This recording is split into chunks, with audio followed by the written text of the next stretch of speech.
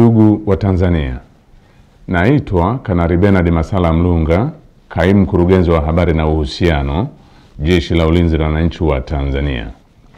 Jeshi la Ulinzi la Wananchi wa Tanzania linautaarifu umma wa Watanzania kuwa linaendelea kufuatilia kwa karibu na kutathmini hali ya ulinzi na usalama nchini katika kipindi hiki cha kuelekea uchaguzi mkuu unaotarajia kufanyika tarehe 28 na tarehe 29 mwezi Oktoba mwaka 2025 kama ilivyotangazwa na Tume Huru ya Uchaguzi nchini na Tume ya Uchaguzi Zanzibar.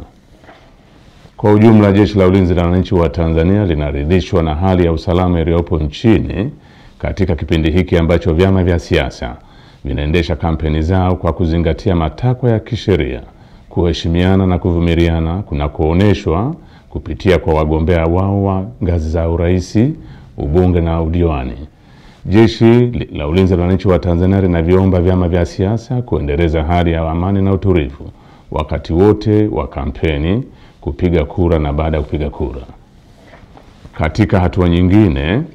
Jeshi la Ulinzi la Wananchi wa Tanzania linalipongeza Jeshi la Polisi na vyombo vingine vya usalama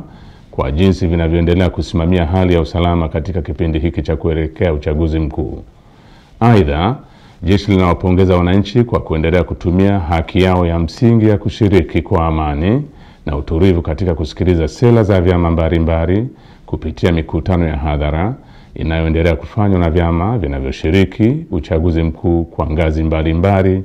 ili kuwachagua viongozi watakaowaletea maendeleo. Pamoja na hali ya amani na utulivu iliyopo, bado kumeendelea kujitokeza baadhi ya watu wanaojiita wanaharakati kutoka ndani na nje ya nchi kutumia mitandao ya kijamii kupotosha umma kwa kuweka maudhui yenye kuleta uchochezi kwa kulihusisha Jeshi la Ulinzi la Wananchi wa Tanzania na siasa ili kutimiza azma yao ya uvunjifu wa amani.